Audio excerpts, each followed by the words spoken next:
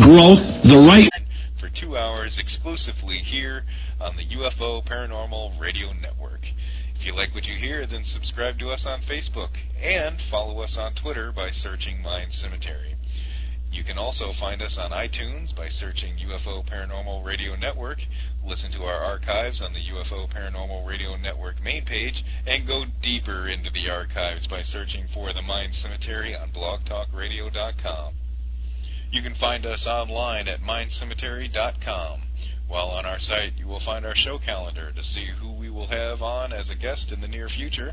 Check out the Strange News feed, peruse our extensive archive of past shows in our archive blogs, track UFO activity via the Alien Stalker, and as always, be sure to check out the critically acclaimed, often imitated but never duplicated mindcemetery.com blog, where you can get in on upcoming shows, information on past shows, and plenty of interesting nuggets and tidbits that are blogged about throughout the week. You can join the discussion in the UFO Paranormal Radio Network chat room on Pal Talk, or call in to ask your favorite hosts and guests your own questions on our show hotline. That number is 504-273-7379. Another Monday night with the Mind Cemetery. How you doing, Nicole? I'm still here. Oh, don't sound too cheery. Yeah. No, so the official update, this is Bleeding Edge News. Yes. They're inducing me Friday if I don't go before then. There you go. So I'm not going to be pregnant next week. In fact, I'm not going to be on this show next week because I'm going to have a newborn. Like a 4-day-old. Yeah. So, sorry. I know you're very disappointed because I'm the most enthusiastic co-host that you've ever met. But, yeah. Or ever had. Correct. Yes. Correct. How are you doing tonight, Chip? Oh, good. Not too bad, thank you. A little tired. You know, I tried to have a little power nap. Yeah, why are you tired?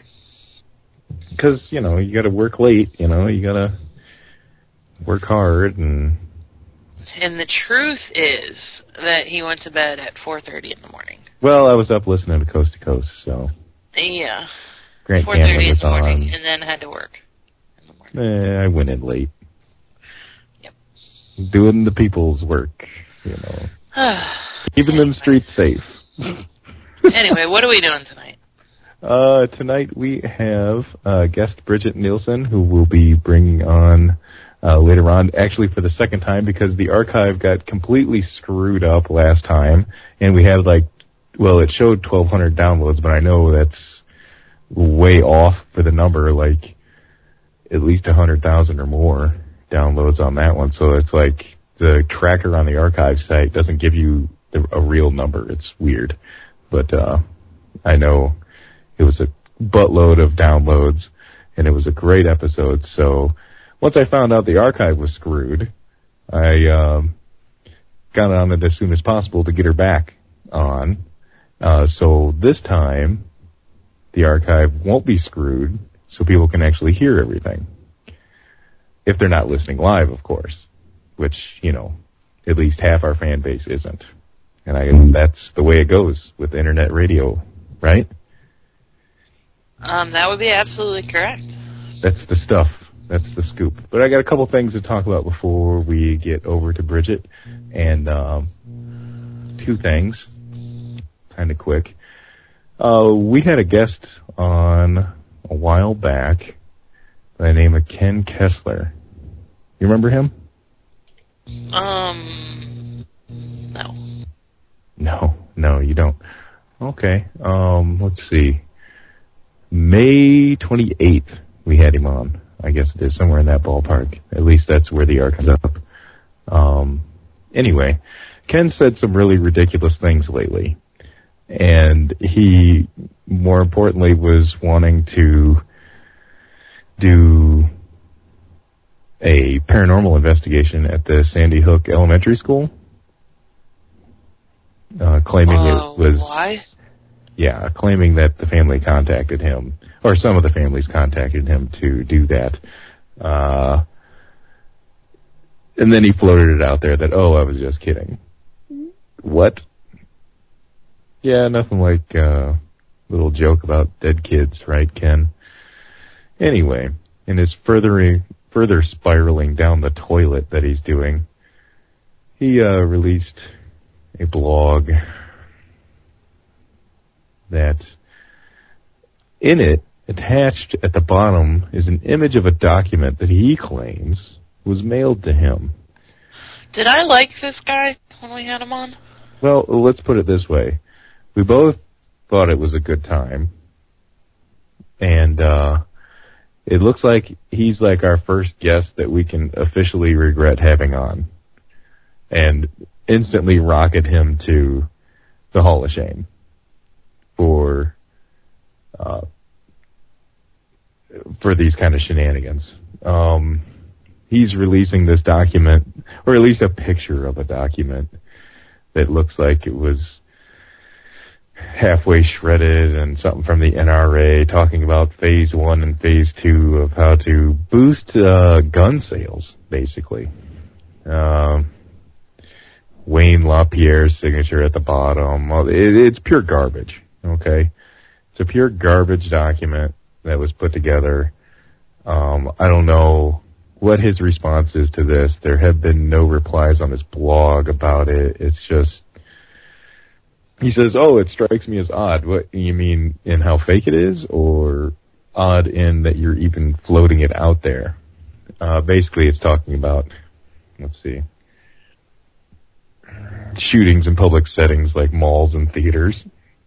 All right, so just to wrap this ramble up a little bit, yeah. It sounds like what your beef is that he said that he wanted to go do an investigation in Sandy Hook.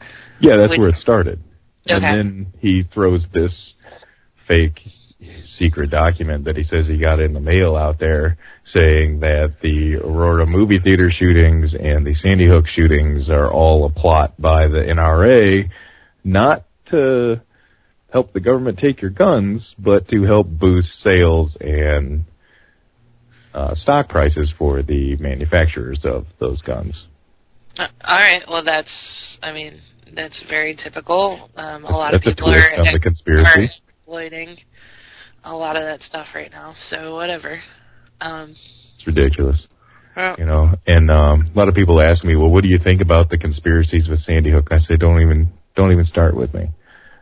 Those were real kids, you know. Don't even give me the garbage about those parents weren't grieving the way I would, you know, or the only thing I really want to know is who is the guy in the woods that they caught and drug away, saying it wasn't me to the camera. Who's that guy?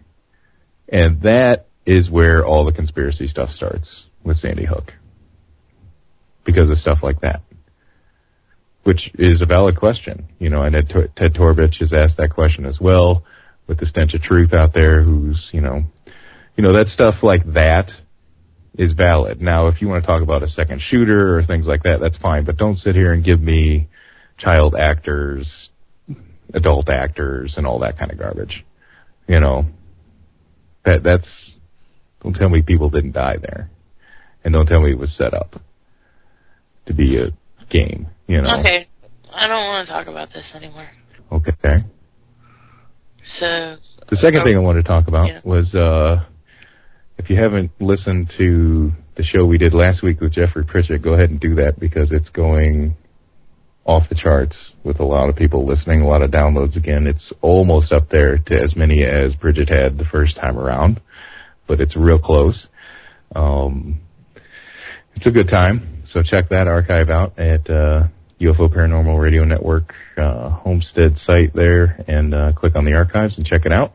And then, let's see what else we have, Nicole. Oh, he put something out there, Pritchett did, posted on his Facebook page, talking about Philip Coppens one more time here. And it was something that his wife, Kathleen McGowan, put out, talking about the last words of Philip Coppens, basically, where she was posting. And I kind of like to read it because it's interesting. So when she's talking about the last words here, I'll just read it directly. And I know it may be boring for some, but, Philip Coppins we had on, and he died pretty quick of a rare cancer here recently. And not enough good things can be said about the guy. So she was saying that, this is her quotes, I'll just read it. He told me that he didn't want anyone to mourn him. He wanted everyone to celebrate his life. And he gave all of us one final and important directive, and that's to drink champagne in his honor. A lot of champagne. Sparkling wine was invented in the southwest of France, in the region where we met and were married, and where it is referred to in our community as the sparkling. In fact, the word sparkle came a verb for us. To drink champagne was to sparkle. So to be very specific about Philip's last wish for all of you, it was for you to celebrate his life, to celebrate your own, and to sparkle. Not just today, but into your future. And then she talks about, in his last 20 minutes of speech, I asked him if he was scared. And he looked at me in that moment with such wisdom and just shook his head, saying, no way. He said, I'm a child of Egyptian mysteries. I know this is just the beginning of a new journey, and so must you. So she put that out there on January 8th, and I hadn't seen it before. And Jeff Pritchett reposted that on his site, and I thought it was pretty good. So, that was good nice stuff there. Yeah, that's crazy. Like I said, they were all surprised at how fast he passed after a surgery to help him out. So, without further ado, and to turn the show right back around, in case that, got you down a little bit, but it was nice that he did that. We'll bring on Bridget. Bridget, how are you tonight? I don't know, did we put her asleep? Oh, we lost her. Okay. If Joe's listening, can you call Bridget back and see if we can get her back on? Jim, no, we did not have the baby yet. That will be induced on Friday, talking to Jim in the chat room here. If you're not in the chat room listening to us live, you can join us on Pal Talk. Just go ahead and download the Pal Talk chat client there and search for the UFO Paranormal Radio Network room. Jump in there with all the rest of our fans. If you can call them that, I guess they're fans, right? I would say listeners. Listeners, let's go with listeners. Reluctant listeners sometimes, right? Very. See, Chris George is a fan. He's in the room. Instant Karma, Death Witch from Hell, Cop, of course, Jim. Now I'm curious. Yes. Tip, is there going to be a show next week? Yes, there is going to be a show. We're going to have host Rita Louise, and author, that is. So you're going to do the show? That's true. I will have to fly solo to do the show by myself. I guess that's what solo means, correct? Huh.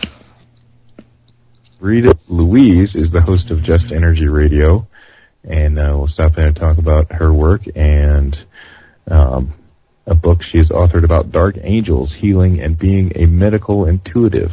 You can catch her at justenergyradio.com, and she has her show on the Inception Radio Network, which I have no beef with those peeps over there. To use the parlance of our time. Wow. Well, Joe, if you're around, could you go ahead and give Bridget a call back? Thanks. That'd be great. Got a little show to do tonight. I don't know if you've heard of us. Mind-Cemetery.com. You can follow us on Twitter. All our tweeps out there. I guess that's what they call Twitter people, right? Tweeps. And get some tweets out to our tweeps a few times a week. A few times a day. It depends. It comes and goes. I'll check it. If I ever get excited, I'll tweet a lot more than others. You have been more actively tweeting lately. I have, but we've also been losing followers because of it. That's okay. They probably weren't good followers. I've actually been playing some Sims here. Playing a little Sims. Well, that's good. Yeah. I'm enjoying it. I'm trying to get a promotion in my career path. Rustling the mic. I apologize. I did make 4 meals today, so I got that going for me.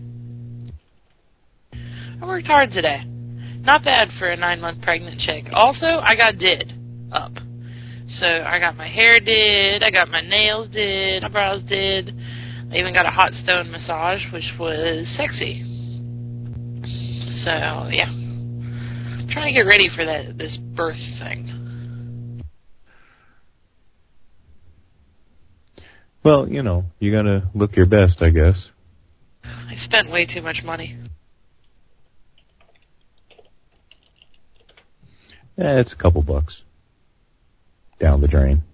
I feel so guilty when I spend money and it's on something like that that's just useless, but whatever. Sometimes I think you need to.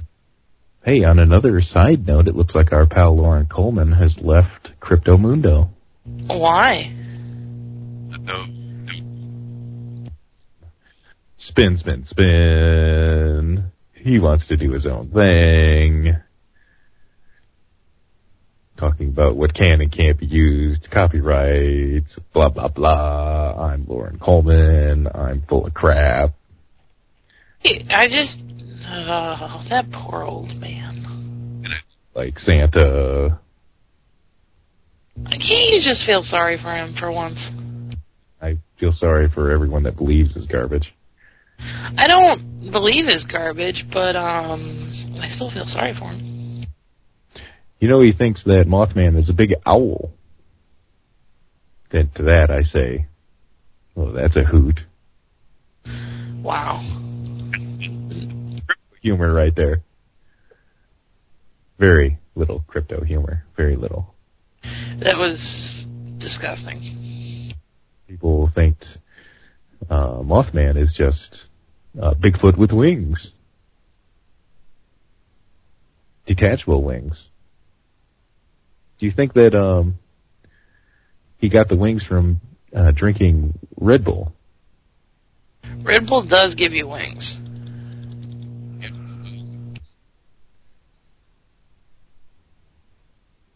I'll tell you what, is there any way you think Joe could ignore us a little more? Yes. Oh, Bridget. No. Oh, lovely. Isn't this wonderful? I had some good questions lined up for Bridget. None of which I came up with, of course. Did I come up with them all? Of course you came up with them. Yeah, I do all the work for this show. I mean, really. From your back. Wow. Well, I am trying to bang my way through ufology, so. Who isn't? I mean, it's a field full of hot young studs. Usually with lots of money. That are rich. Yes. Very rich. Filthy rich. You gotta, rub your fingers together when you say filthy rich like that. Or just filthy, I guess. Because they need to clean themselves with a rag on a stick.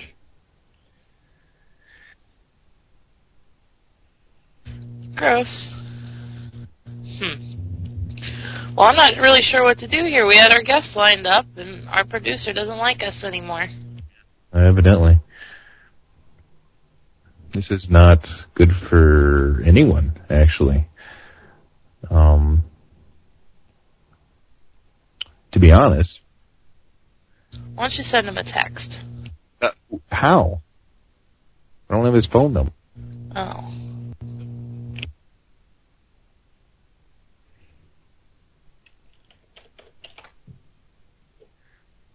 Yeah.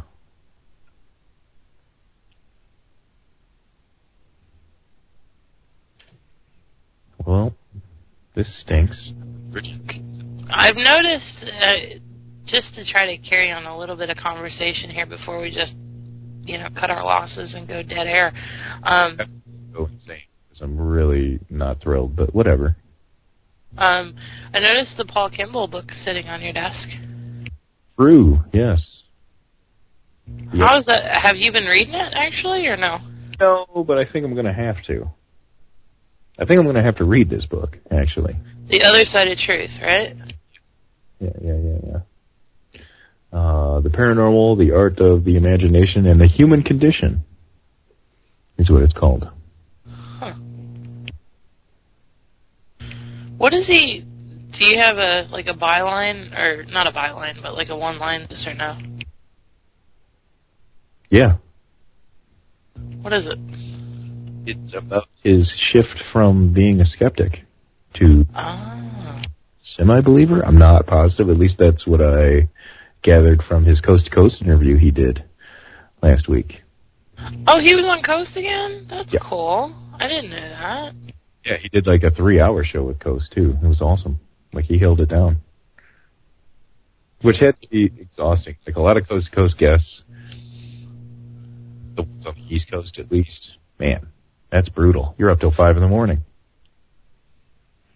I know that you and he had some beef like a long, long time ago, but... Not really between the two of us, just, philosophical differences. Yeah, I always liked him. And that's fine. I mean, it's not like it should get in the way of anything. Yeah, he's far more open-minded than I am, but he's, he doesn't really swallow anything easily. That's true, and I guess nobody should, but, I guess I do swallow things. I think you do, but I think you and I have talked about this before. I think you're just looking for a good story. Yeah. And, well, one of the two. Do something. Either in or in, and just let me know which one you'd like to do, before I get too deep into it. Right?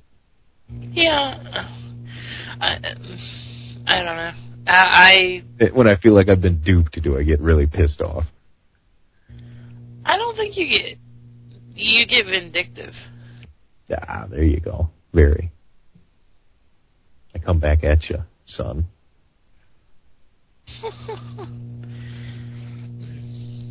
Jim wants to know what color the nursery is.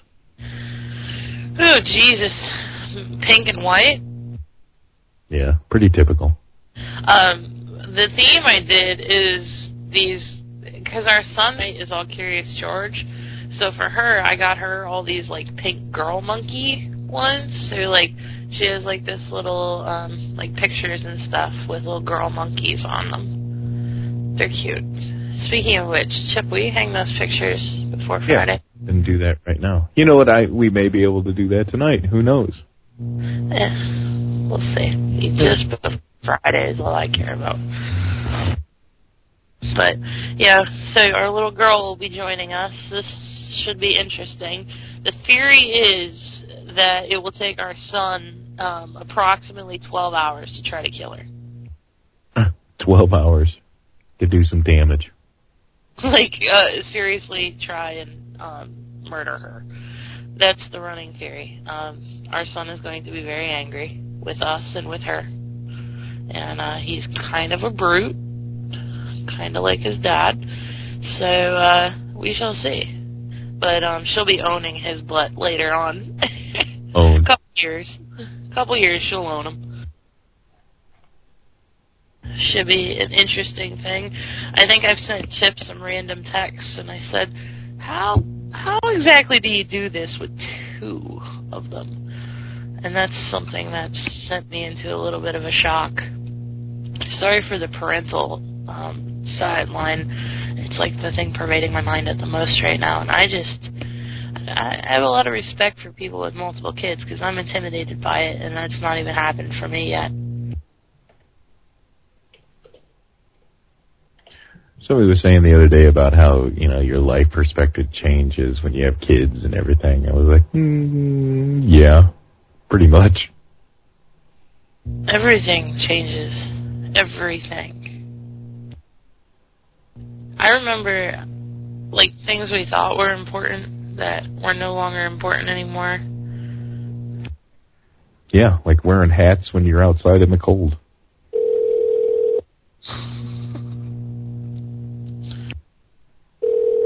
I think we're getting a call. Hello? Yes, Bridget, thank you for joining us again. I'm sorry I did not know when we lost connection, but we are back. Yes, we are. Oh, okay. He had some technical difficulties at home, it looks like. Yeah, the service went out for a minute, so. Yeah. Okay, well, there we go. No problem. As I was saying, we tried to, make it work a little bit here. It's always interesting being a part of the Bayou Network, as I like to call it. No. Yeah. Random things happen. Right. But yes, what's been going on with you since the last time we talked, and then we'll just get in with everything here. I know you had spent some time on a ranch, I guess I saw. Yes, I went horseback riding up in San Ynez with some of my good friends, and they use horses in a very connective, telepathic way, and so it's one of the ways that I wanted to start connecting telepathically with different kind of beings to the ETs. Nice. There you go. I ended up getting a whole lot of questions from an online friend here from the UK, and I was like, you know what, I'll just relay them to you as we go, and I usually don't do the question interrogation format, but these were some pretty good ones, but I don't know what your take on them will be, and they're all hybrid related, though, so. Perfect. Well, I trust you for the question dialogue, so. Let's see. You know what I want to do, though, real quick, before we get too far into everything, since we're back live? Go ahead and tell everybody where they can find you online on your various sites, like your YouTube channel, your website, and your Facebook page, for starters. Perfect. So my website is BridgetNelson.com, and it's BridgetNielsen.com, and then our hybrid ET site is hybridchildrencommunity.com, and then we have a Facebook page that's also Hybrid Trinity, and then we have the YouTube channel, which is youtube.com/thehybridchildren. And that one is also my personal YouTube channel where I show other videos that I'm doing. Fantastic. And you have a Twitter page, right? Oh, yeah, I do have a Twitter page. There's so many social I don't know, is that what it's outlets, called? but I don't think about it. You could just say, a Twitter account or a handle. Ah, there you go. See, I'm social so media idiot, so I say a lot of stupid things, like Twitter page for one.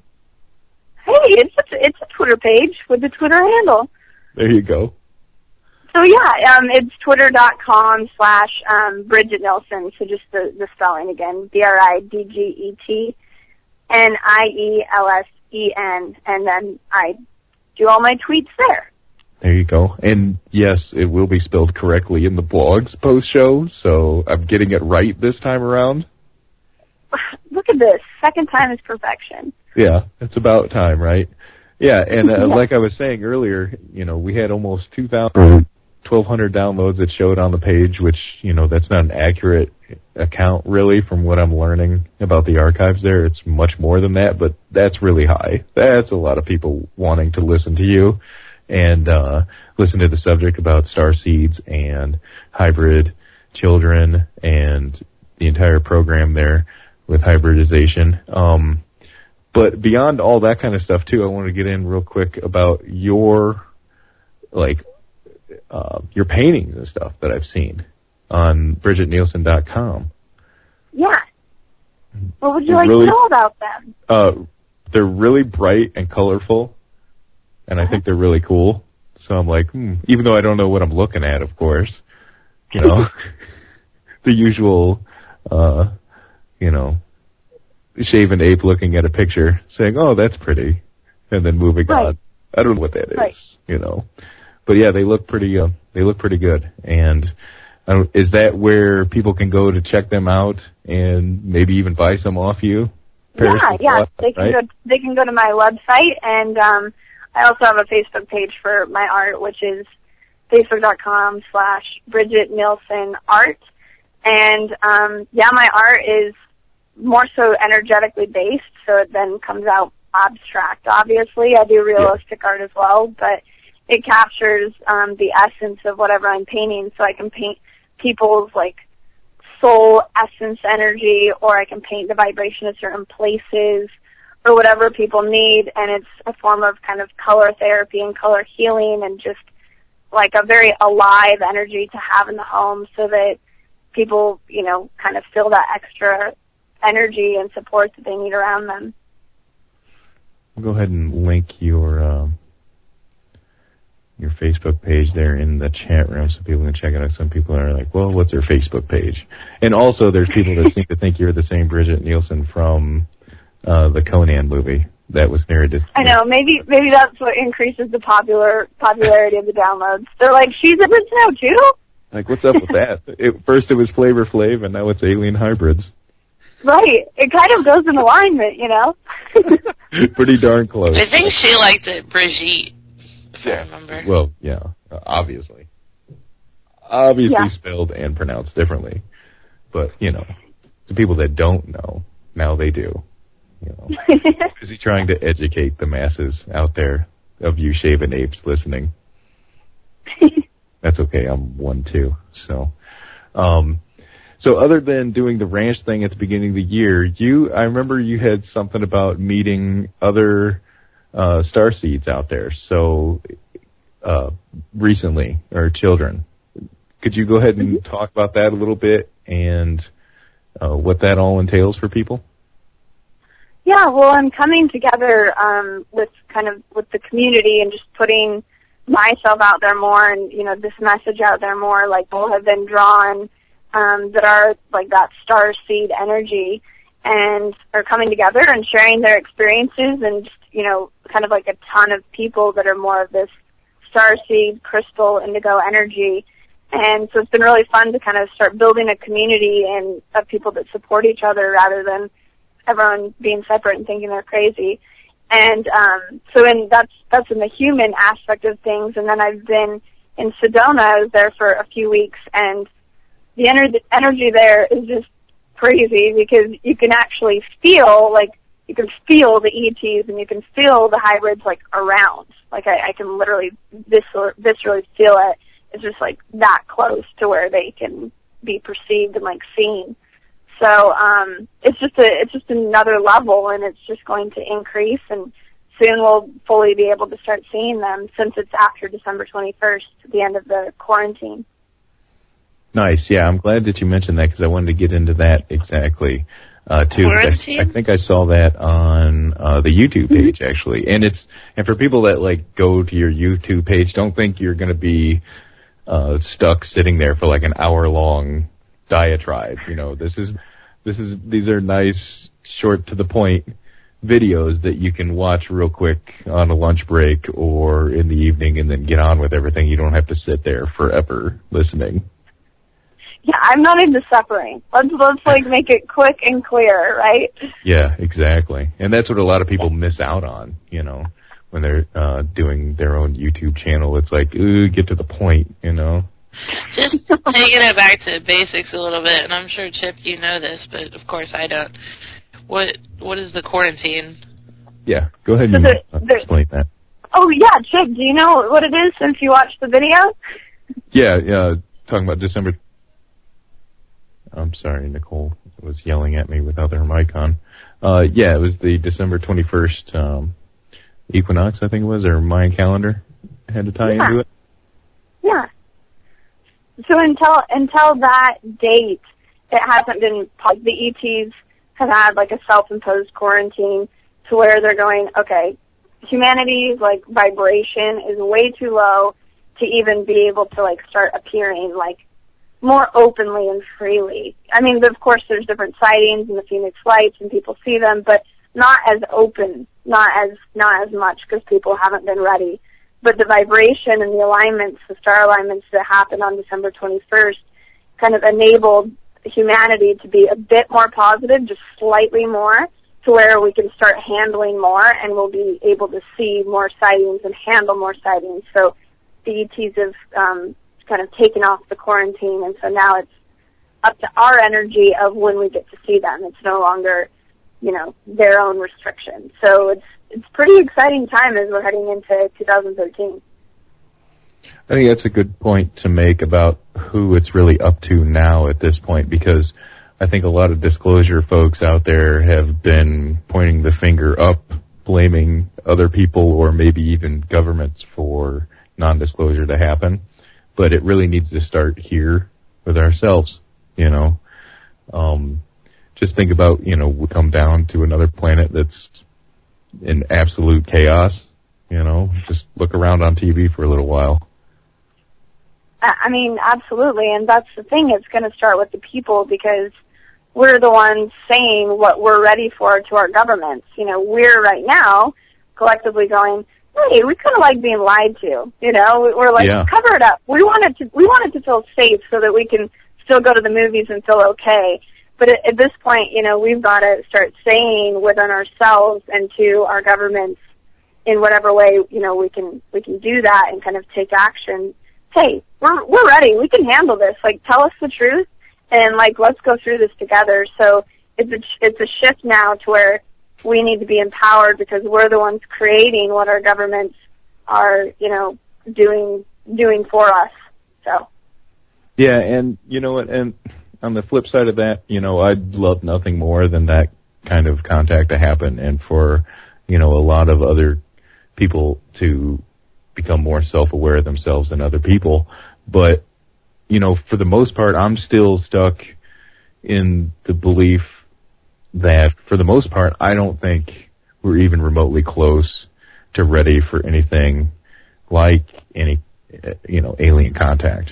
And I always use this example to people who talk about disclosure.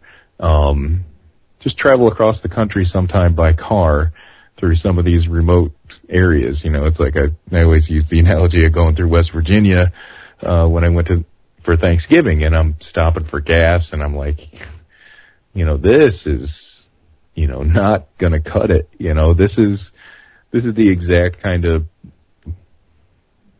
groups of people, and I hate to lump them all together and kind of stereotype them, but, you know, there's people out there that aren't ready for anything like that, to have their mind blown, so to speak, and come to the realization to change their thought process into being less egocentric and thinking that we're the only game in town, you know, and then, you know, having narrow views on religion, you know, in my opinion. It's like it's impossible for people, well, some people, to think that, you know, maybe God didn't just stop here, you know. And the line I like to refer to in the Bible is just as simple as, you know, God created man in his image. Okay, well, why does that have to be explained to us? You know, unless he's done text elsewhere. You know, and just our version of it all gets told to us like that. You know what I mean? And each other species out there gets their own version kind of to them. But the overall is, yeah, there's still one guy running the show. Right. If so to speak, you know. So that's like kind of where I'm in conflict with disclosure. It's like, you know, there's a lot of people out here, even in America, you know, that aren't ready for that kind of thing, let alone, you know, third world countries, you know, where there's no running water or electricity and all that kind of stuff. And, you know, I just think that's the biggest struggle to overcome as a species itself, you know. Yeah, I mean, there's so many ways to look at it, because there's especially, you know, the idea of, too, that if there is something more out there, because I was messaging with someone last night about disclosure, actually, and they said, well, what about the religions? What about people's belief systems? And I said, you know what, might actually go the other way, where it's like, now they have something to believe in, that there is something truly beyond themselves that isn't just something that they've been taught in a book, but like something that they can actually perceive that's like beyond this world. And if that's the case and they can like feel that and know that, then maybe there's less fear. Like then they don't need the government to like take care of them, because there isn't anything to fear, because there's much more beyond what they even knew. And the beings coming that they're seeing are positive and totally loving. You're like, whoa, I haven't felt this kind of love in a long time. I mean, with the Phoenix Lights, all the, over 10,000 people that saw it, every person was going, it was the most love and like soothing experience I've ever had. And so maybe there's something that they can bring to us so that we can move to that next level. Even though it seems like we're not ready, it's like maybe that's the exact thing that we need, because this other path that we're going on is pretty dim at this point. Well, I'm glad you mentioned like a mass experience like the Phoenix Lights and the reaction to it that a lot of people had. It seems like a lot of the hoaxed videos out there, you're going to see some overreactions and a lot of and a lot of fear based out of it. But it seems like whenever you have groups of people have a sighting, they're a lot more calm, and a lot more reasonable at that point, instead of, going bananas. I'm trying not to cuss, trying to keep it a little more professional, just in case, some other people would like to listen to this down the road.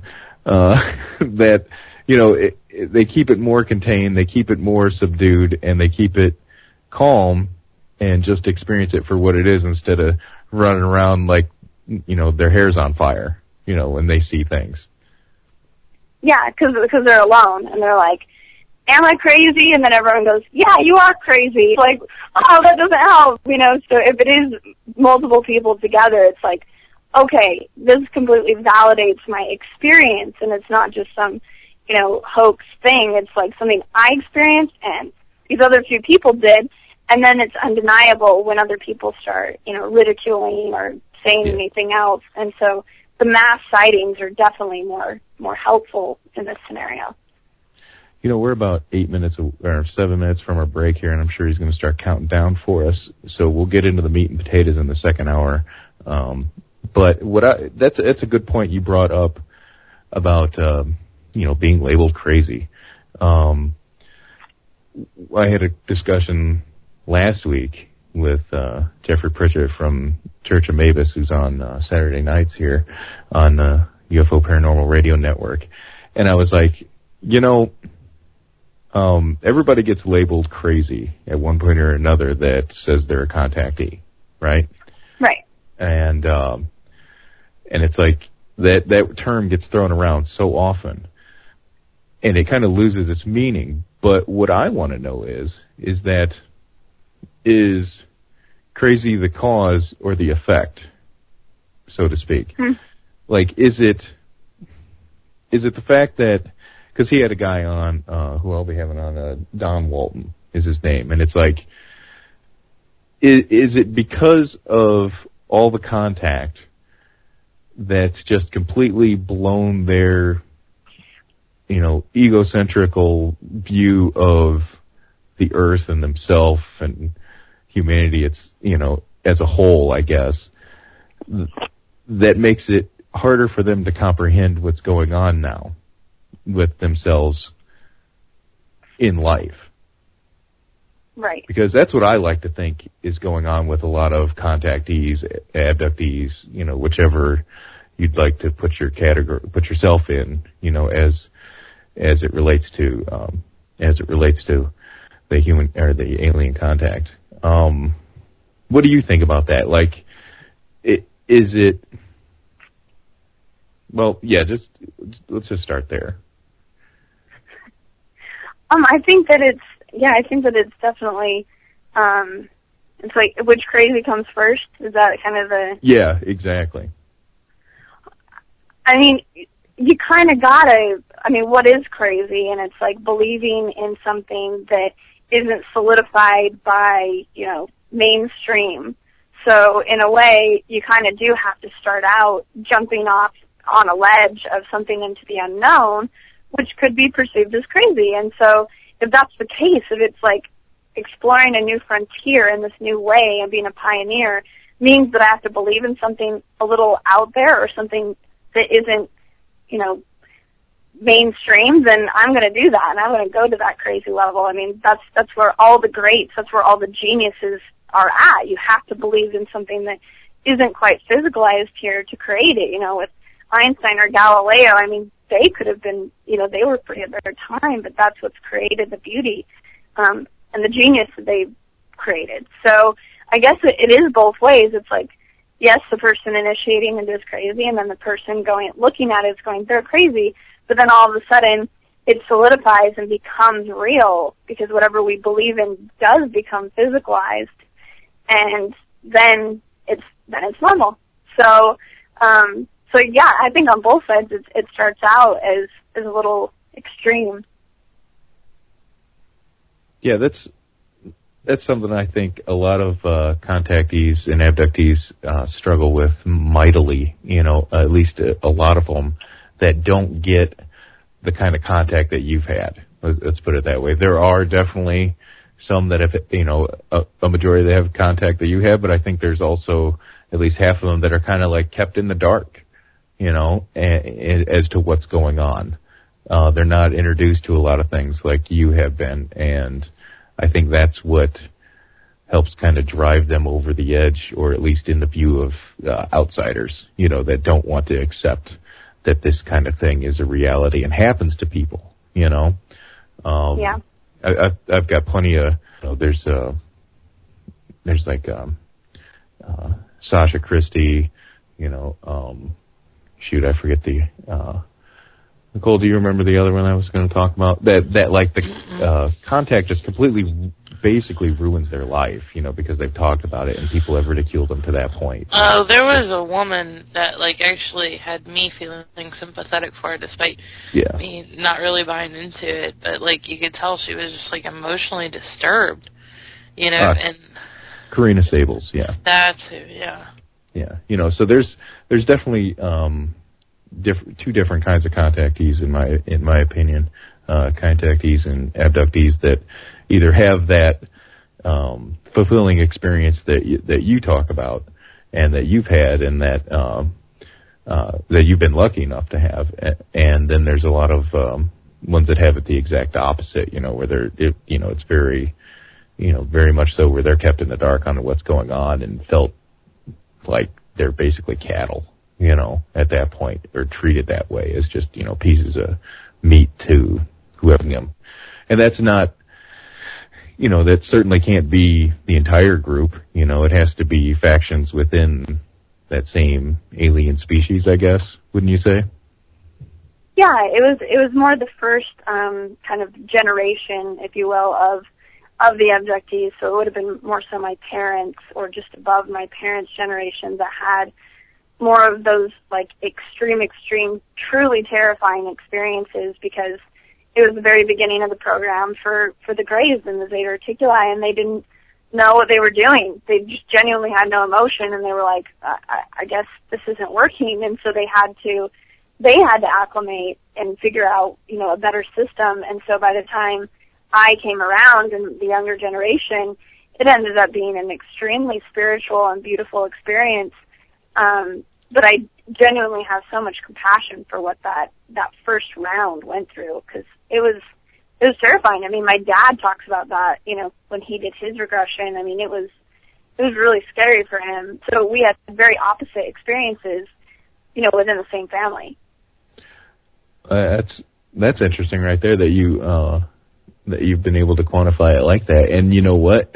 To be honest, that's exactly probably the same age range of these individuals that are older contactees, that have that experience. Because, well, first, I think it's harder for younger contactees to come out and talk about this stuff, and even, I'm like 35, and even that, in this field, I think is young, unfortunately, because we're so used to an old guard out there, that tells us what to think about all this kind of stuff. And that since they're, pushing 60 and they can sit there and thump their chest that they've been doing the research for 30 years, then, we must listen to them and they're the authority. So, well, they must be right, and that's kind of where I have a lot of issue with a lot of the old guard in all fields of research when it comes to the paranormal or cryptozoology. It's like, get out of the way. You've done your work. Some of you have done your damage. It's time to go out to pasture and step aside. There's always going to be a fresh batch in the paranormal field. It just seems like ufology is a much harder thing to crack, to get credibility, unfortunately, because a lot of people want to pick and choose credibility, I guess, and a lot of cults of personality as well that like to keep things rolling. Yeah, I definitely agree. And I think there's a lot of blending that, would be very helpful to take place in the UFO world. I mean, even me, for me coming into the UFO world, they're like, you're not credible, you're not this, you're not that. And I'm like, what? I had the experiences on the ship. I had the same exact experiences as you. Mine are more telepathic and, using my extra, sensory, understanding what other people have been through and stuff. It isn't quantifiable by, physics and all these different things that they need to prove it. I'm just like, no, this is true, and that's more true for my generation. It's more so a fact. We don't need any proof anymore. It's like, okay, this is what we've experienced, and so how can we move forward in working together and getting somewhere, with what we've experienced and sharing that with the world and unifying rather than, having to continue on, as separate or whatnot. That's a good point you brought up too, because now that I think about it, I don't think that there are a lot of the quote-unquote credible old guard researchers that are actual contactees or abductees themselves. You know what I mean? Mm-hmm. And that's why they're stuck in this quantifiable evidence kind of mentality when it comes to experience-wise. We all know that I can't take a video camera with me, onto a ship, right, or I exactly download what just happened in my brain, into a computer so you can look at it later and armchair quarterback me to death, or Monday morning quarterback me to death, it is, get my terms right? But that's okay. We don't have a lot of sports fans listening, I don't think. Yeah, but I mean, you're completely right, and I think the thing that's kind of shaking up the community a little bit with, someone like me being on the scene is that I can talk about my experiences, and I talk about them from this very understanding place and kind of more of the spiritual conscious place, and literally just me talking about it and holding this energy. I have people after I do interviews and this kind of thing go, I went to sleep that night and I remembered my experiences for the first time.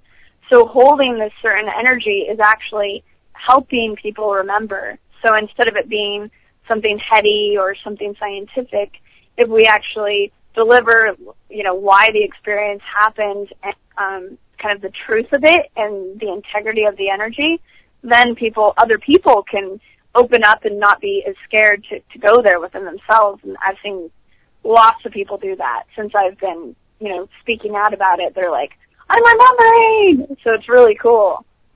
Yeah, it makes it a whole lot easier for other people to come forward and actually talk about their contact if they're seeing other people, their age coming out too. And I know that Joe has talked about with ICAR, it's ICAR, and his research organization, Joe Montaldo there, who owns the station and is also the producer. He talks about how much younger that organization is getting compared to like MUFON and some others that are basically dying on the vine, so to speak. He gave us 5 minutes a few minutes ago. I wanted to go ahead and get out the phone number for everybody in the second hour if you want. It's 504-273-7379 to call in. Hopefully Joe will be manning the phones this time around for the second hour, and we can get going, barring any hoedowns outside that he has to break up. I don't know if they call them that in Louisiana. I'm not sure. But yeah, it's 504-273-7379. So if any of your fans are listening, want to get in touch with you, I don't know, if they'd like to get a chance to talk to you in person other than on Facebook and messages and all that good stuff. Yeah, I think we're going to take our break now, and then we'll come back and we'll hit it hard, and I'll give you some of the questions that I saw her posting, and I was like, wow, this is crazy that, that she's posting these questions now when I'm going to have a great resource like you on the show tonight. So I figured, it's got to be there for a reason, right?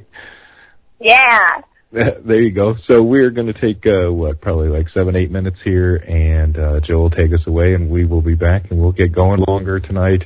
Not too long, maybe 5-10 minutes, and get cranking. So let's go ahead and get our break, and we'll be back with Bridget Nielsen and talk about hybrid starseeds and find out who her contact is, actually, and talk more about him. Or her, I'm not sure. Do they have a sex? Nah, we'll talk about it. All right. We'll take our break.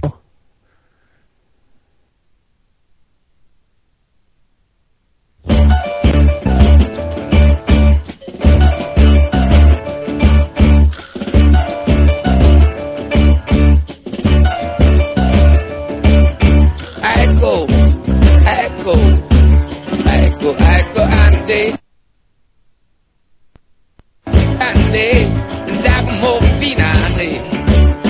My spy boy to your spy boy, sitting on the bayou. My spy boy to your spy boy, I'm gonna set your tail on fire. Talking about it now,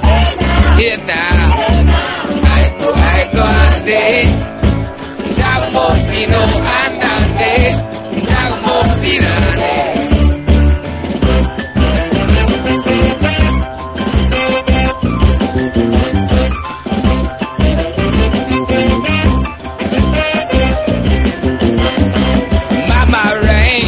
My rain, sitting on the bayou. Mama rain, so your rain, don't say your thing on bayou.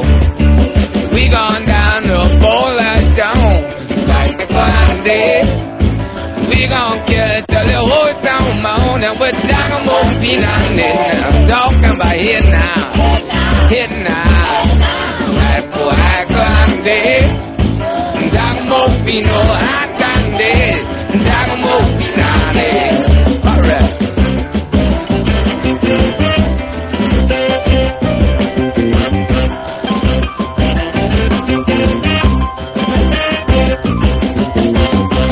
See Marie down the railroad track, but I can't did. Put in here in the second stack, but I'm moving on it. My little boy to your little boy. Get your head on my yo. My little girl to your little boy. We gon' get your chicken while you talking about here now. Echo, Andy. Dagmofino, Andy. No, Dagmofino, Andy.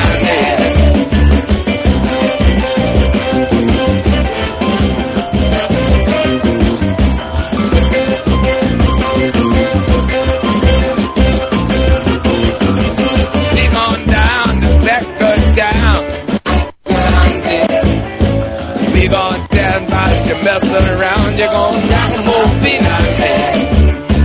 Call her what y'all tell them to. Echo, Andy.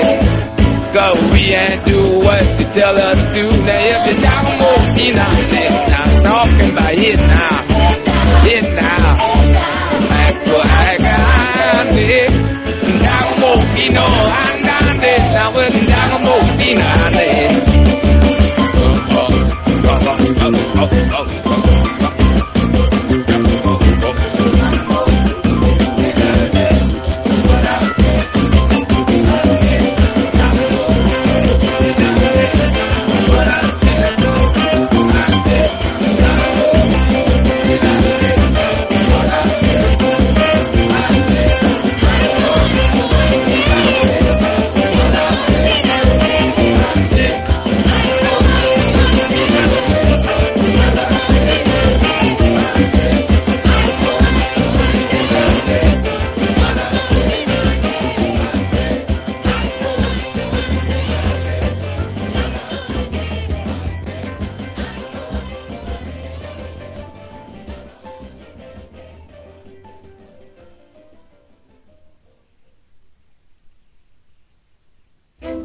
Hello, everyone. Trish Sheridan, host of A Global Focus. Come join us each Friday evening at A Global Focus's new time, 9 to 11 p.m. Eastern. Come join the discussion.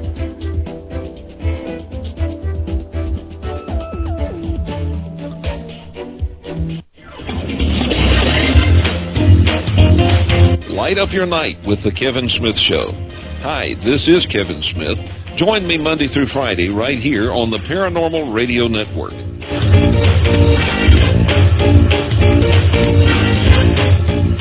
Hey, hi there. Got your attention? I'm Gia Scott, and I was curious what you were doing from 7 to 9 p.m. Central Time on Tuesdays. See, I host this really interesting little radio program that airs live then, and we bring in all sorts of guests. Authors, experiencers, and everything in between. It's paranormal and guaranteed to make you go, My guest list is always up at www.giascott.com, and do tune in to the Dawn of Shades from 7 to 9 p.m. on Tuesdays. Breaking news. Strange black pyramid UFO ships are just a city on the Earth. People are exhilarated and scared. Reptilian strange creatures are beaming down. My God, they're beaming me up with them. Don't put that probe there. Don't put that probe there. Don't put Listen to the Judge of Mabus radio show at 11 p.m. Eastern, Saturday nights with host Jeffrey Pritchett, bringing you the high strange. Visit www.judgeofmabusradio.com. That's www.judgeofmabusradio.com. Hey, it's Giorgio, the Aliens guy from the History Channel's Ancient Aliens. Join me, Ghostland Observatory, and so much more at the Sugar Mill for Cosmic Fest on Friday, December 21st to help prevent the end of the world. For tickets, visit CosmicFestNola.com. Tune in to the Mind Cemetery with your hosts, Chip and Nicole, every Monday night at 9 p.m. Eastern. Exclusively on the UFO Paranormal Radio Network. We delve into UFOs, abductions, ghosts, aliens, conspiracies, and cryptozoology. And how could you ever forget about those creepy topics you won't hear on your local news? This is where I would insert my obligatory statement. The Mind Cemetery, where the paranoia about the paranormal comes to rest. Follow us on Twitter and subscribe to us on Facebook. Also check us out on our website, Mind-Cemetery.com, for show updates and the critically acclaimed Mind Cemetery blog. It's not critically acclaimed, but you should check it out anyway, Mind-Cemetery.com. Hi, I'm Stephanie Benetti, and along with Joe Montaldo, we co-host a new show called News on the Flip Side. You can catch us every Saturday night, 8 p.m. Central, where we will be discussing current events and topics going on in the world today. We have opinions on everything. There's no topic that we won't discuss, and we'll go places that other shows wouldn't dare. False history gets made all day, every day. The truth of the new is never on the news, but you can catch it here, News on the Flip Side, only on the UFO Paranormal Radio Network.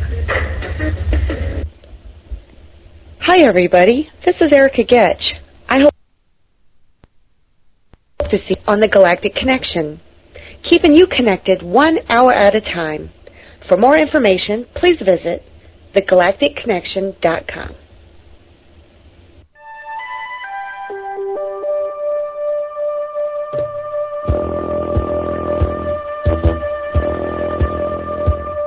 Tune in to UFO Undercover, Wednesdays at 8 p.m. Eastern, with your host, Joe Montaldo, right here on the Paranormal Radio Network.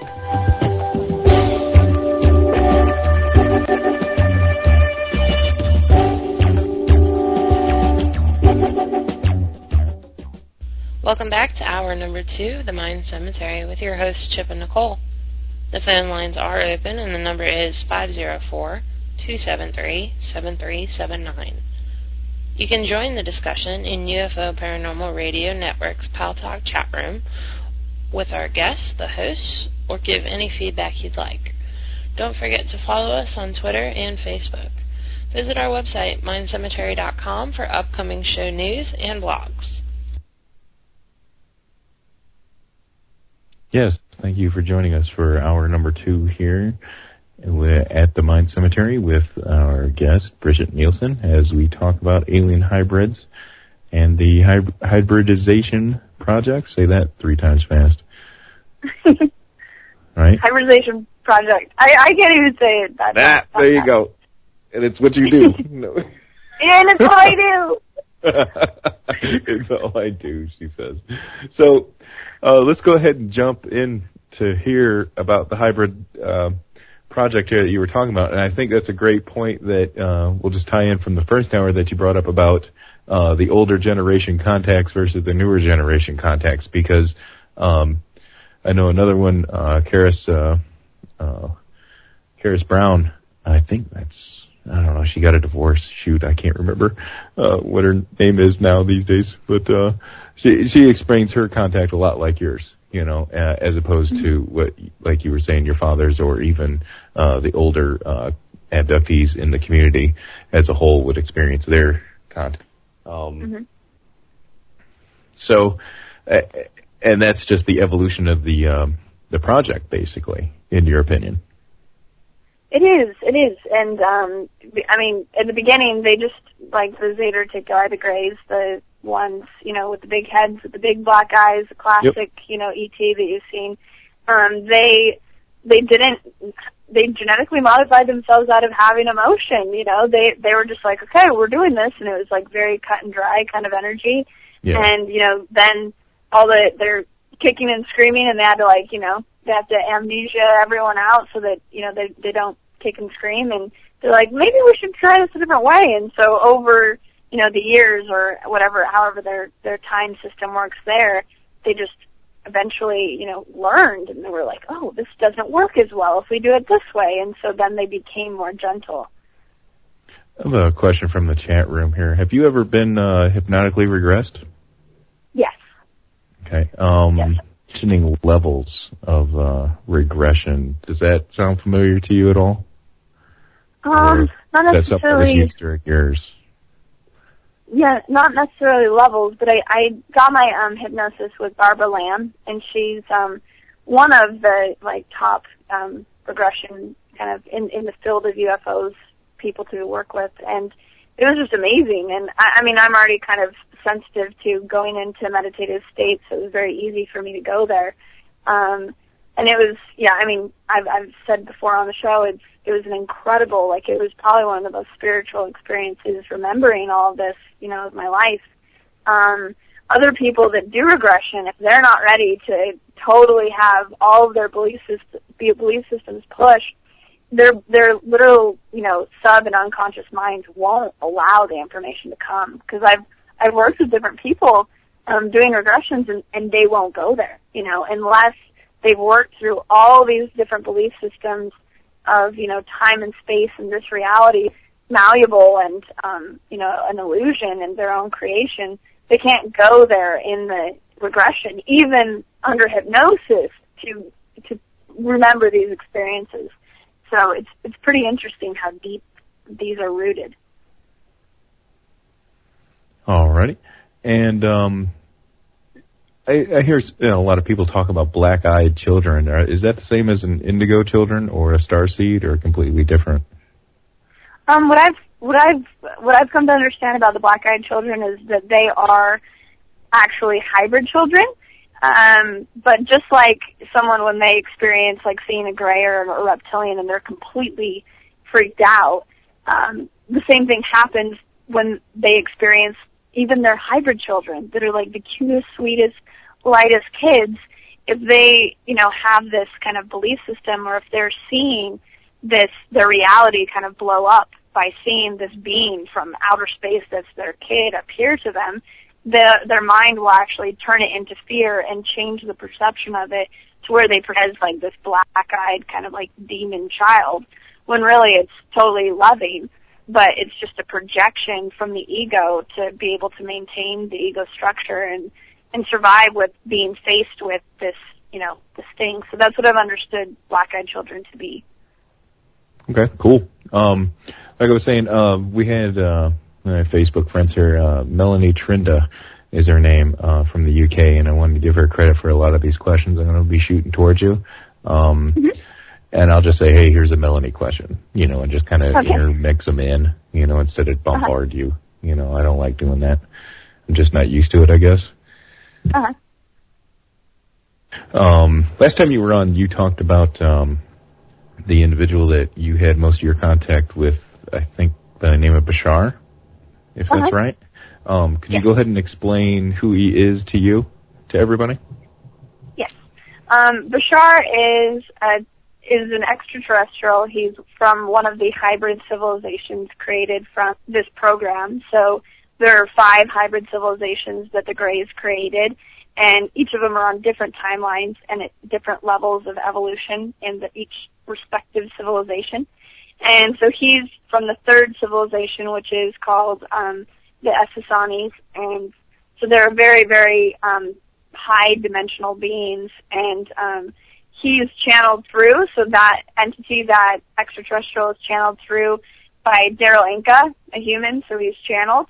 And the information is amazing. You can look him up on YouTube, Bashar, and it's just complete alignment. You'll listen to anything, and you're like, that completely makes sense. And so it's really interesting to have such a clear channel to that world, and a lot of my awakenings and understandings have come through his information and that frequency. Oh, yeah, that's a good point that you brought up. A lot of people, you can see a lot of him on YouTube getting channeled there. And what's the guy's name that does it? I know he's like a bald guy. His name's Daryl Inca, and he's been doing it since, the 80s, and he's one of kind of like the first round of channelers, in the New Age community. But he's, extremely skilled channel, and it's just really amazing watching, Bashar help us and assist us to awaken to these new things. Yeah, and I think I saw one of the videos where before so I've been watching them because it's like you said, it is like fascinating to listen to. It is good stuff to listen to if you're out there, and it's not. And again, they're not like hour-long videos, or recordings for you to listen to, so you can actually catch 1 or 2 a day and not be overwhelmed by anything. But he was talking about why he talks the way he does during the channel and off and everything like that, which I thought was really weird, that he explained it. Not weird that he explained it, but it was like, okay. And talking about how it was like difficult for him to like,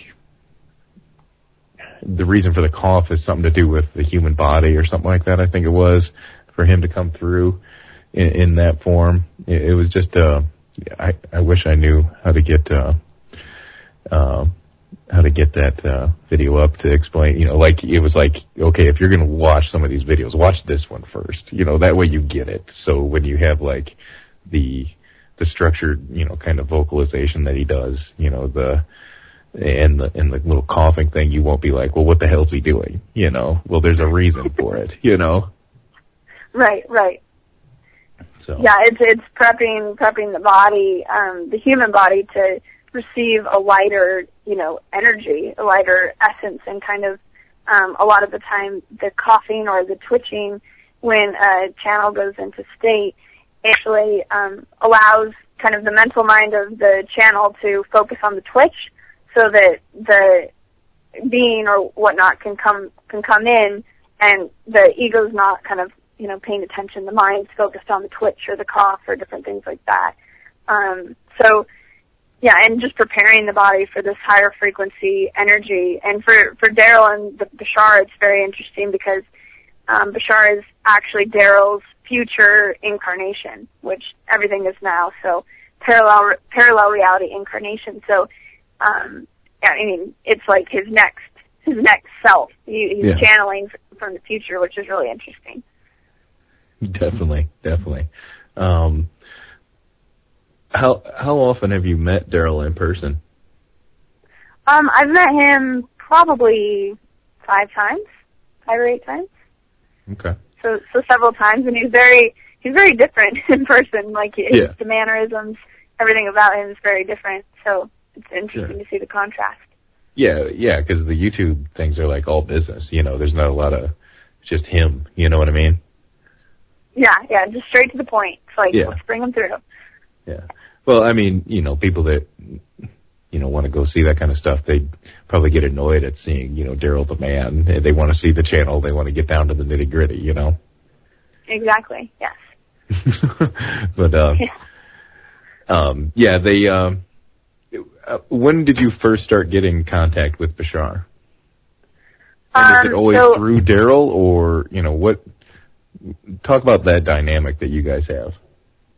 At this point, with specifically Bashar and some of the different beings on that specific hybrid civilization, I'm in telepathic contact with. So when I started becoming more exposed and about these things, I could feel a lot of their guidance and their messages coming to me, because I'm like a spokesperson for them. I'm a spokesperson, for this kind of awakening and understanding. So they started to come to me more directly.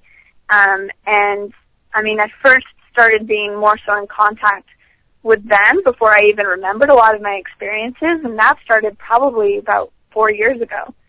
So they were kind of the first to find me and kind of wake me up to my experiences, and now I'm kind of the human vessel, spreading the word about it.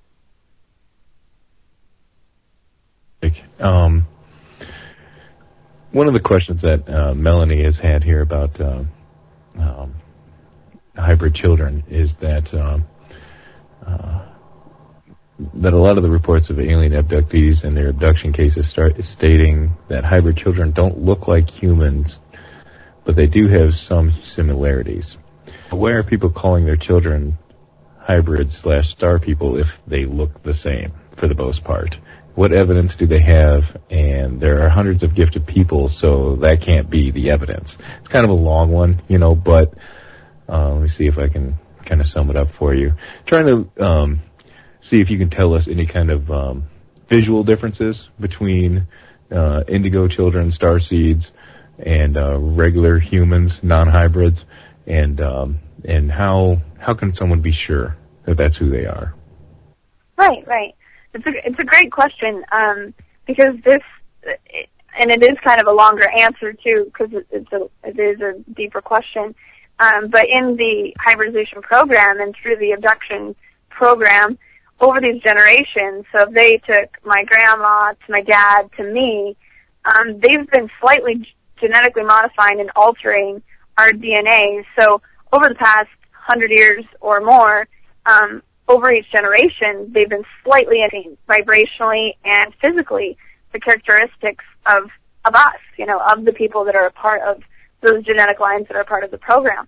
And so we haven't noticed, it's like, okay, well, I look different than my grandma, but she's older now, and so, we can't really tell any difference, and so it's this slight upgrade. Hence, Indigo's starting right after around World War II, and then all of a sudden, then the wave of crystal kids, and so you can see this gradual increase in the frequency and gradual increase in the characteristics, kind of longer, skinnier limbs and bigger eyes and heightened, psychic abilities and sensitivities. So you can see all of that just gradually increasing in a very kind of constant way.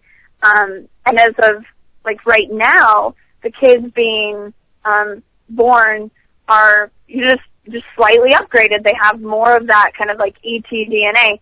Are they technically a hybrid kid being born right now? Not yet. I mean, the kids that are actually coming on the ships to integrate with humanity are immediate children that were created from humans and the Greys on the ships. They will be, you'll look at them and go, you're not human. You're this other high vibrational, odd looking, cute thing with these bigger eyes and kind of bigger heads and skinnier bodies. So we can start to see some of those characteristics, and we can feel those characteristics in us as, these crystal kids and star seeds.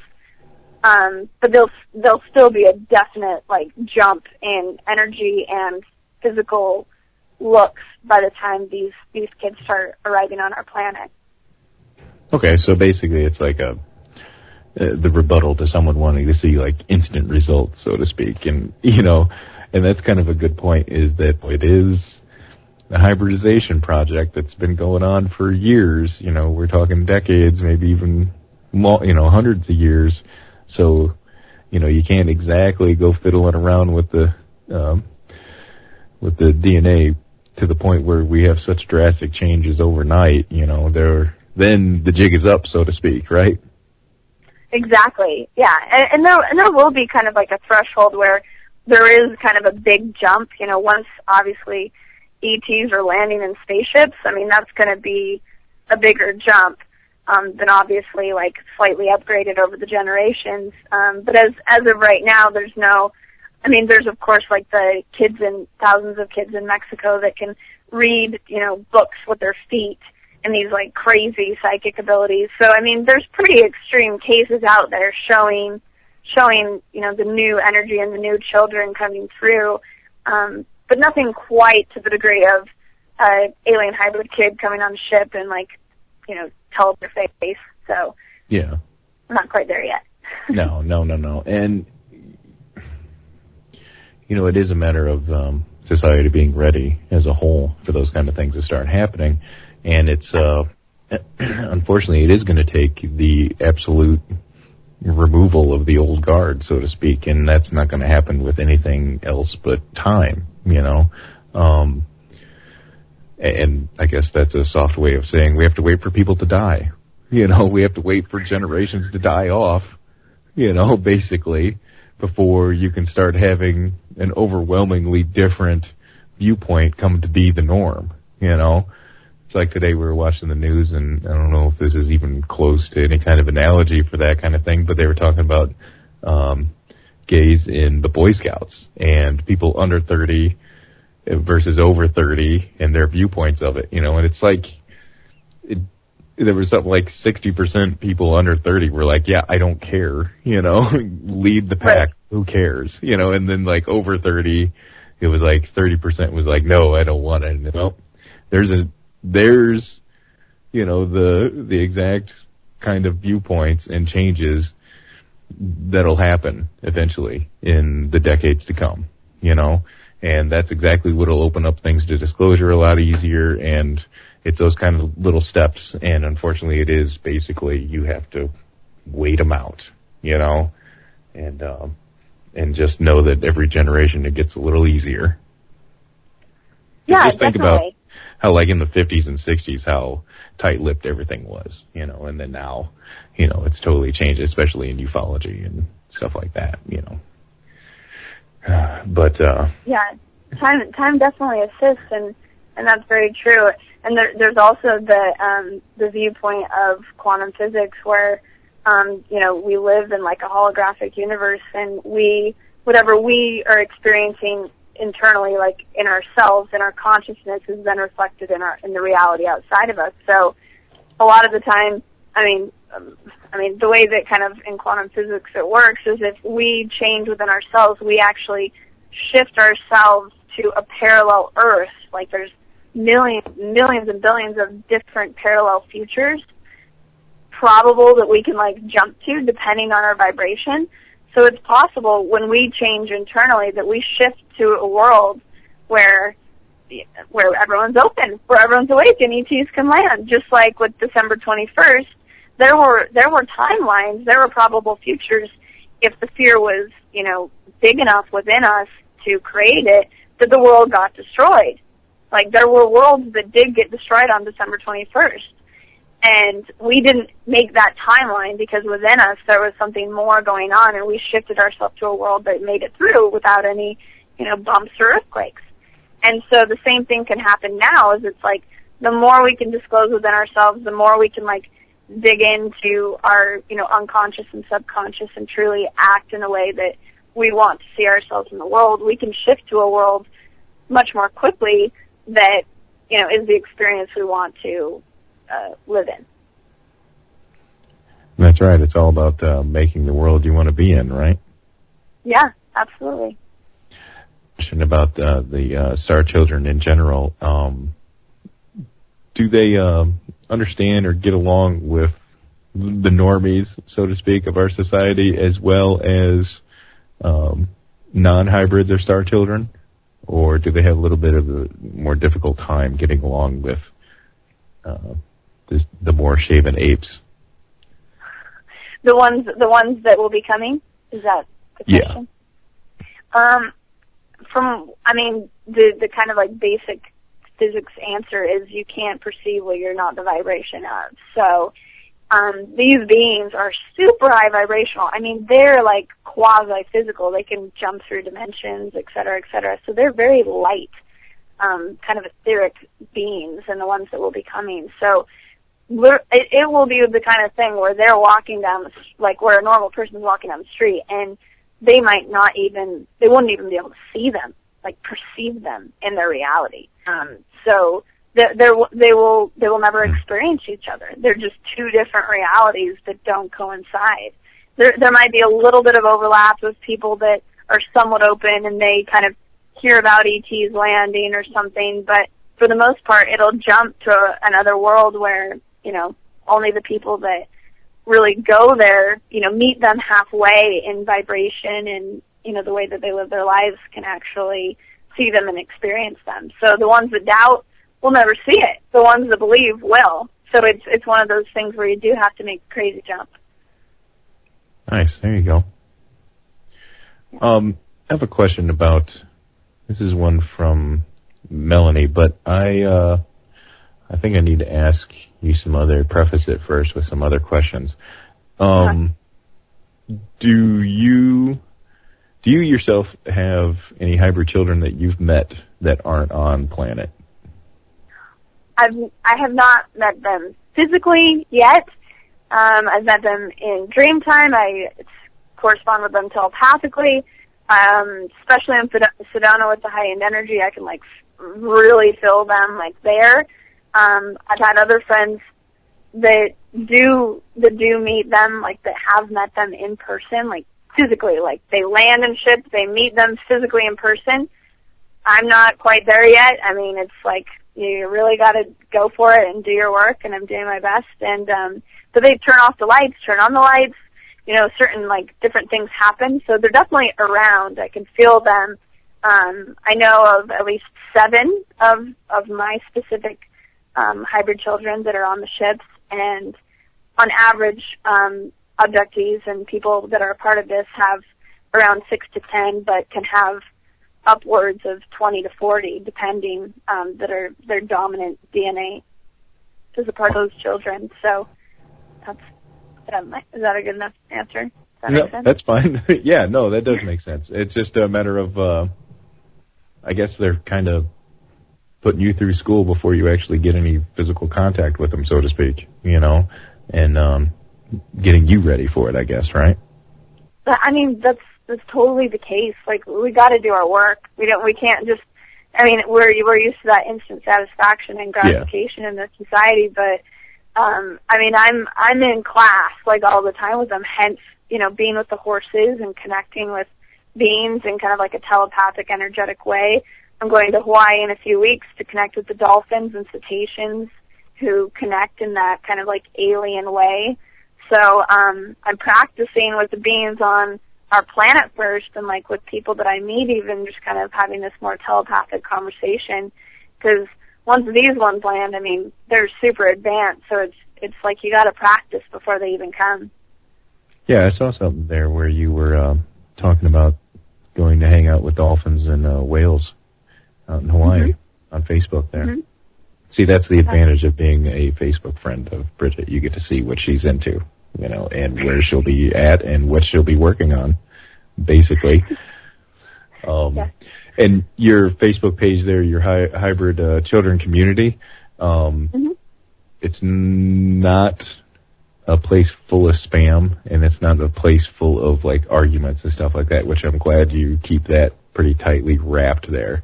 And it's pretty active little board you have there. So if you're interested in going there, don't come thinking it's just yaha time. Not going to be put up with. Surprise. So yeah. Yeah, we have a good support core kind of group of parents and kind of experts where this is real. This is who they are.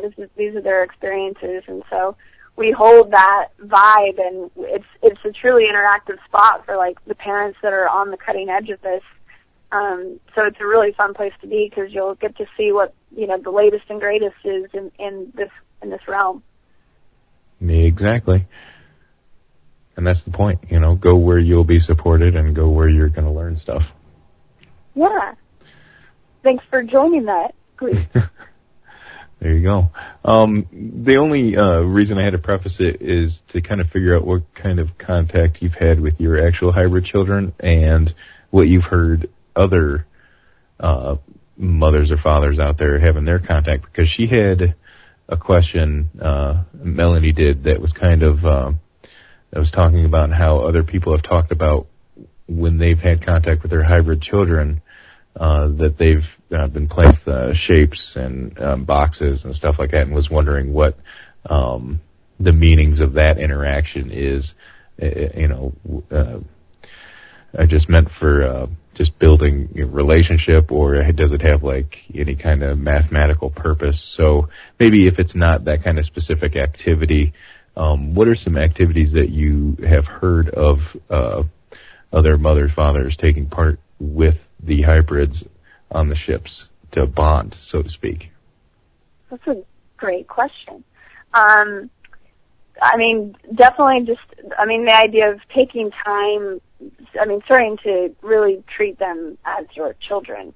Like, so kind of acting as if, so it's like if you have a kid, even if it's just like 5 minutes a day and you're like, I'm paying attention to you, I'm connecting with you, and however you'd like to do that. The kids are super creative and they'll come through in pretty blatant ways for you to know that they're there, which is fun.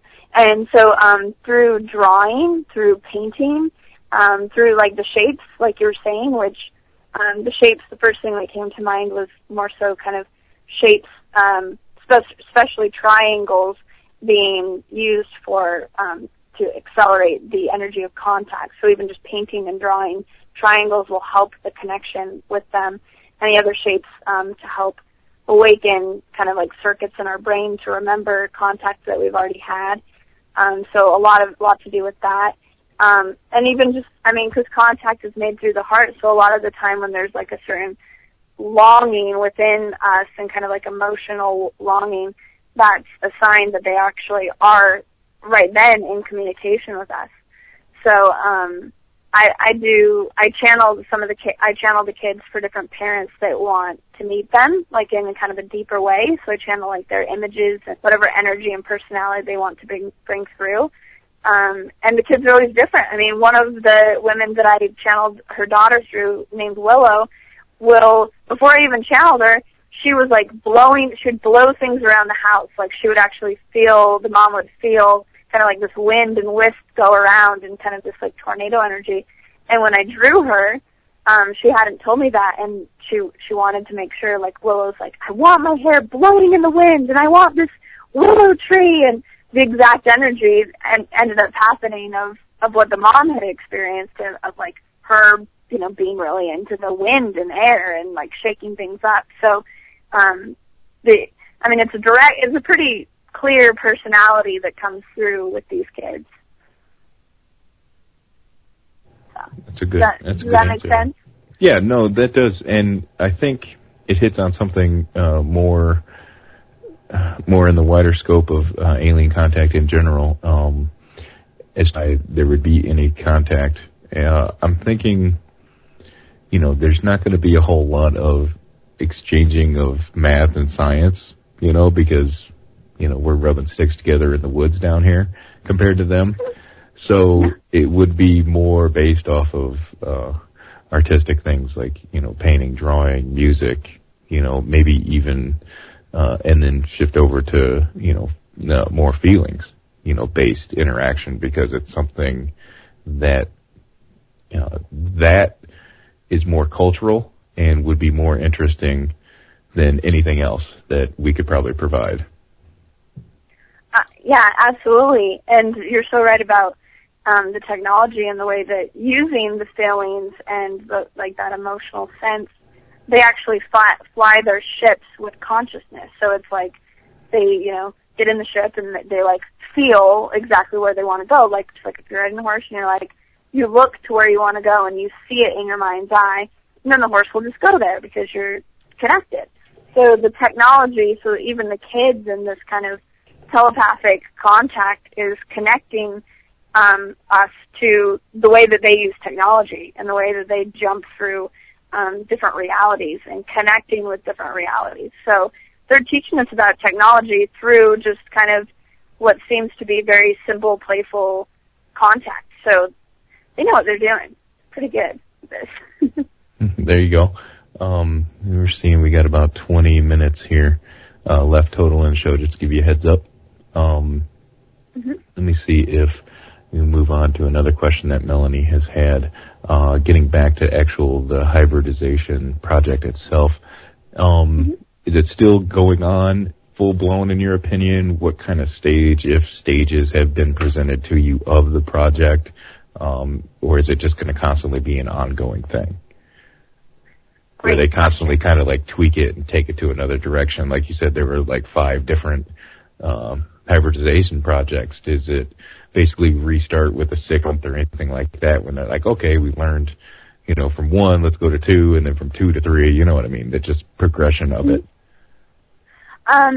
What they're doing now is they're pretty much complete with the hybridization, creating the different civilizations as well as creating the kids who are kind of the 6th, kind of like they're called the freelancers, the ones that will actually integrate into human society, which will then become the 6th hybrid civilization, humans plus the hybrid kids. And so they're finished creating those, like that genetic program where they're taking the eggs and the sperm. But the part that they're not quite finished with are the mothers right now having children that they need to kind of genetically modify to amp up the vibration of these kids. So they'll take mothers, before and say during pregnancy or right after birth and amp up the kid's vibration in the womb or right after birth so that they're, this frequency kind of crystal kid, like we were saying, that has this next level of energy. So that's what I've been seeing for the most part, is kind of new mothers being taken up, and people that are in that. And beyond that, assimilation and, more learning about, say, the hybrid kids. So it's more learning, going up there, them teaching us. So it's not as much of the nitty-gritty anymore. Okay. Another Melanie question here, and this is kind of the nuts and bolts of the hybrid project, so to speak. She's saying that a few of the female contactee cases that she's read talk about how a female hybrid adult is unable to breed with a male human due to a lot of stillborn pregnancies. Yet a male adult hybrid is able to produce offspring with a female abductee without problem. Do they even do anything mechanically, let's just say, instead of in a lab? I just want to try to use the terms like that. I don't want to. If you don't want to answer it, then you don't have to, of course. But I've heard of them actually having like physical intercourse to create, these hybrids with a physical human and a gray. So I have heard of that. And then of course some of it is just taking the eggs and sperm and then creating them in the test tube. So I've heard of the variety of both being ways that they do it. Okay. Yeah, that's kind of what Don Walton was talking about. He had, contact like that, but it's like you said, it's not meant to actually produce something right there on the spot. It's a collection type process, for lack of a better term. Yeah. And for them to understand, like, our sexual process, like, for them to even give the sperm in the first place, like, they've got to go, well, how does this human thing work? Like, what is it? Yeah. Like, how are we able to get them to that spot to where we can do this. So they've had to like learn about, human sexuality and human emotion to work with us in a better way. And I guess her last question that she to kind of wrap her up, Melanie's questions up, talking about the hybrids, physical immune systems being superior to be able to have contact with humans, regular humans, non-hybrids. Have they kind of like discussed that with you at all, or just told you, hey, look, it's okay for us to have contact with you physically and go ahead and head back to the ship and everything will be fine because we've gone ahead and beat most of your diseases and abnormalities that could affect us? Yeah, I mean, they're such high vibrational beings that because they're so light, their bodies, can't have the toxic acidity that creates, virus or disease and stuff like that. That's kind of not a conceptual thing to them energetically, because so they're completely fine as far as any kind of health. Yeah. So diseases aren't a problem for them because basically, for lack of a better term, they've evolved higher to be able to handle that kind of thing. So you'd kind of have to do that to start traveling across the galaxy, I guess, right? Right, you'd be like, I can fight a little cold if I'm going to switch to the I was world. just going to say, I was like, step one, let's try to beat the common cold. Can we do that first? Right, exactly. Yes. From this rock and get the sniffles, That ain't going to be too So, I'm sorry, I can't switch dimensions right now. I'm sick. Yeah. So, well, I just got through a lot of Melanie stuff there, and I don't know if, I'm sure you probably haven't been asked a lot of that kind of stuff before, but, that happens. Yeah, I like her questions. Get some new ones, So I'll let her know and tell her, hey, listen to hour 2 and get your answers there, And Perfect.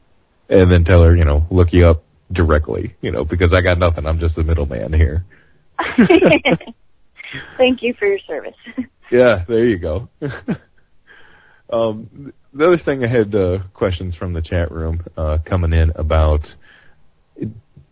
have you had any contact or knowledge with anything considered a mill lab abduction of you after any of your contact, whether it be telepathically or physically? Or are you Nope, at the term?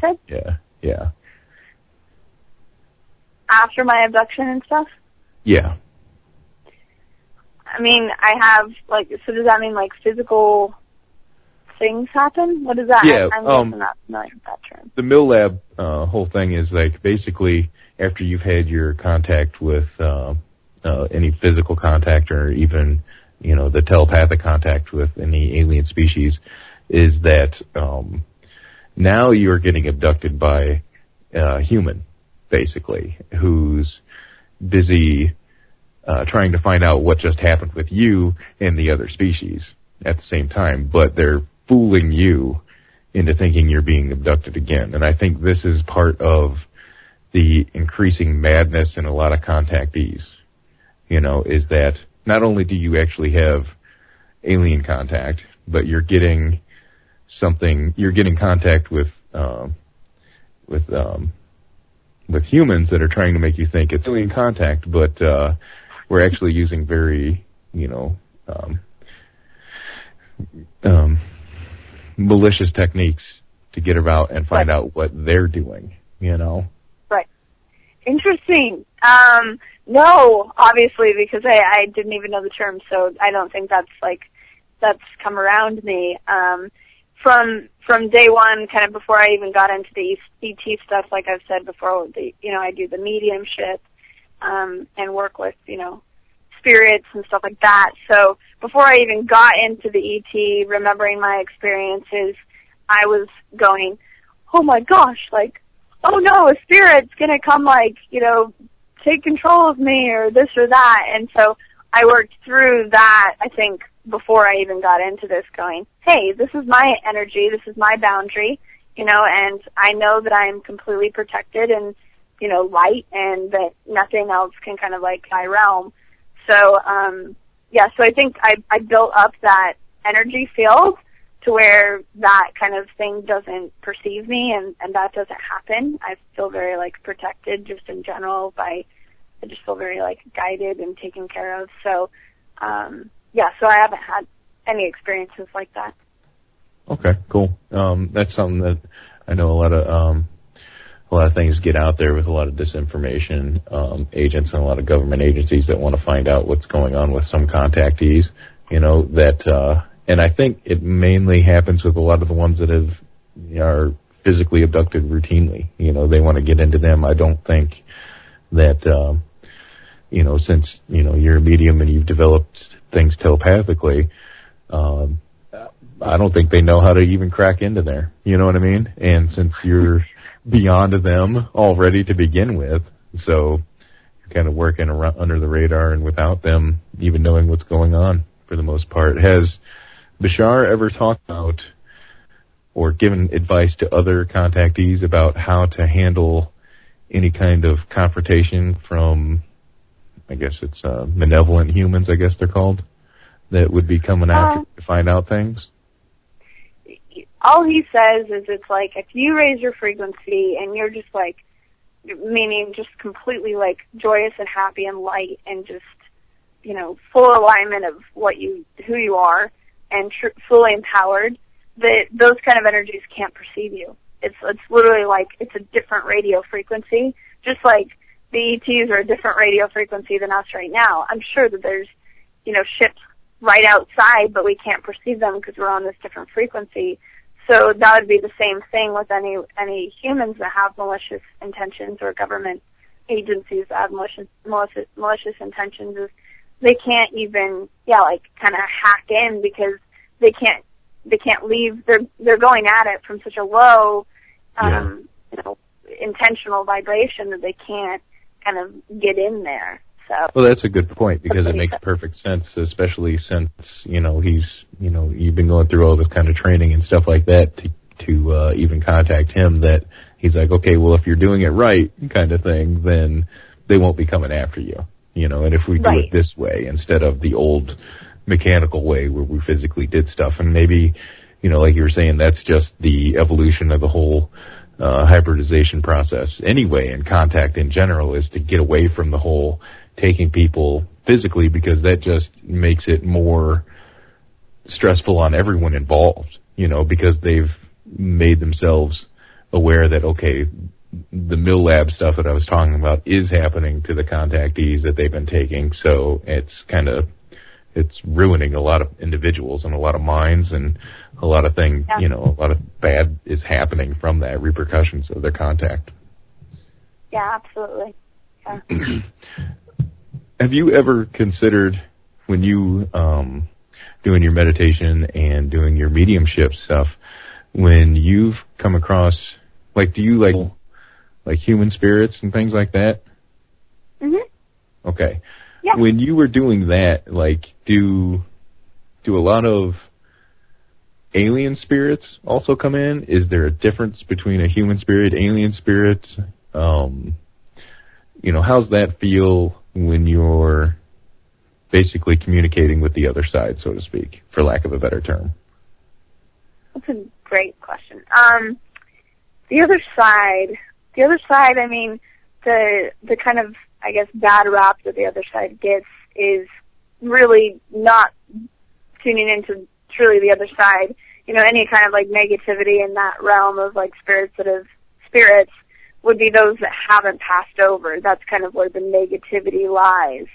But if you're truly, with earthbound spirits that are still kind of walking the earth, which would be ghosts and stuff like that, their souls aren't laid to rest, aren't in the light. So that's kind of where that realm is. But the actual spirit realm where, someone passes on and goes to this other place and their soul goes kind of back into the one more, it's the most stunningly beautiful energy. I mean, it's such an honor to kind of be able to tap into that energy and be a middleman, be a medium between that space and then, the physical human being. I mean, it's just a stunning vibration. It's a very high vibration. So would it be different? It's definitely a different energy than the, alien ET energy. Even like the, very positive hybrid energy. It's a different thing. It's more the spirit realm.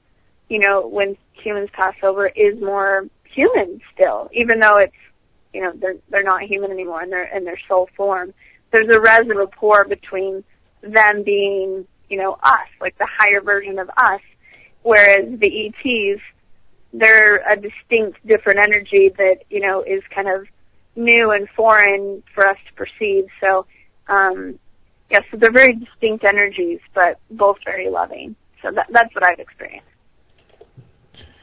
And do you ever, this is interesting, do you offer, do you put it out there that, I don't even know how to say it, do you offer your services out there for people? Like, can they contact you and ask for you to help them out if they were, in need of, because there's a lot of people that have lost individuals that are, important to them, and really want to know if they're all right, kind of stuff. And do you offer your services out there for people to contact you? And if so, go ahead and let them know how you do it. Yeah, absolutely. It's such a beautiful service to be able to connect and commune with, have that kind of closure or that increased connection in this new way when someone's passed. And the way that I specifically do it, because there's, tons of different mediums that have different skill sets to perceive in different ways, and some give very direct, he wore this ring on this day and told you this or something. Yeah. And for me, I can feel like the emotional energy that has passed and deliver messages in the form of using my art. So I'll deliver kind of like the energy frequency of where they're at now, so that there's something that they can, that the loved one can hold on to and connect with in a new way. So it's kind of like a new physical form in this kind of painting aspect of how they're feeling, what they're experiencing. And when I'm painting it, the energy of that loved one is coming through the paper and connecting with that person. So using color, using energy, because that's more so the form that they're in, on the other side now. So, and I'll deliver whatever, verbal messages as well. But that's the specific way that I do it. There you go. Fantastic. We are about wrapped up here, so go ahead and give out all your websites and how people can find your artwork, you on Twitter, your YouTube page. I don't know, is it called the YouTube page? Channel, that's it. Channel. Twitter handle, YouTube channel. There you go. Yeah, go ahead and tell people how they can get in touch with you and check out what you're into and what you have going on out here. Okay, so my website is BridgetNilsen.com, and that's BridgetNilsen.com. And my art Facebook page is facebook.com/Bridget Nilsen Art. And my Twitter handle is Bridget Nilsen. And all the hybrid stuff is hybridchildrencommunity.com. And the Facebook page is Hybrid Children Community as well. And the YouTube channel, which are my videos and hybrid videos, is called youtube.com/thehybridchildren. So you can go and find everything online.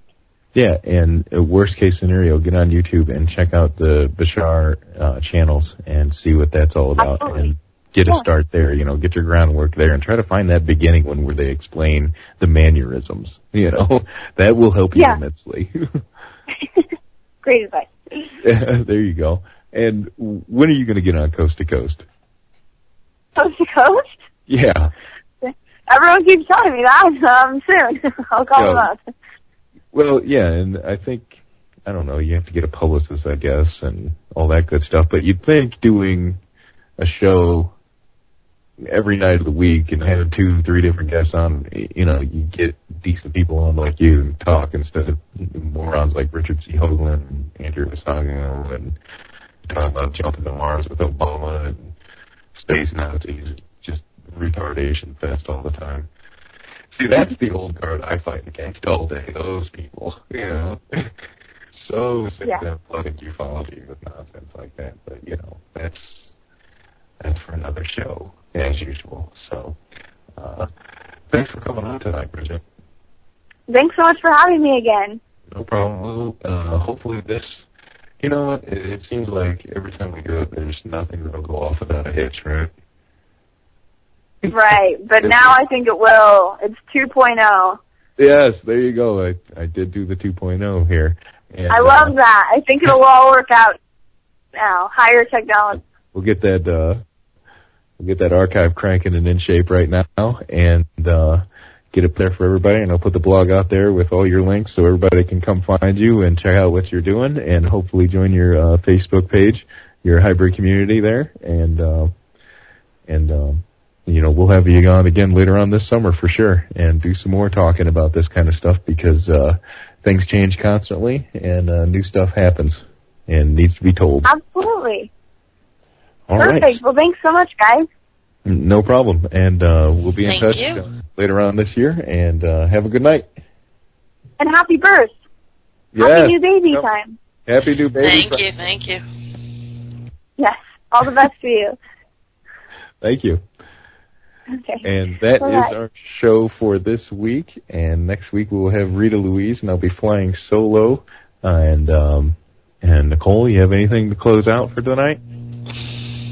Too much baby?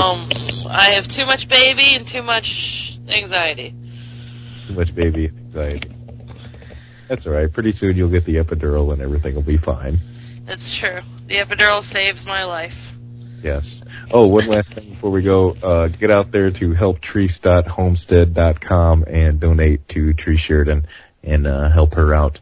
And hopefully she comes back real soon to the network and rocking out with a global focus like she used to. So, yeah, helptreese.homestead.com and donate what you can. $5, $2, whatever. Every little bit helps. And that's our show for tonight. Next week we'll be live with Rita Louise, and I'll be doing it on my own, as usual. So, Joe, go ahead and take us away. Hopefully you didn't hurt your fist there breaking up them fights on the bayou. Have a good night.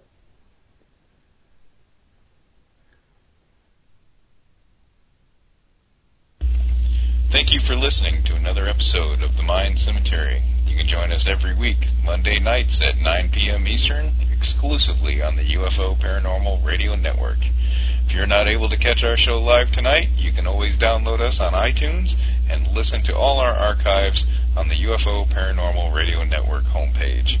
Be sure to follow us on Twitter and Facebook, as well as visit Mind-Cemetery.com. Finally, a special thank you to producer and owner of the UFO Paranormal Radio Network, Joe Montaldo, for all his hard work each and every week. Be sure to visit the UFO Paranormal Radio Network homepage for archive updates nightly. Good night. Hello, everyone. Tree Sheridan, host of a global focus.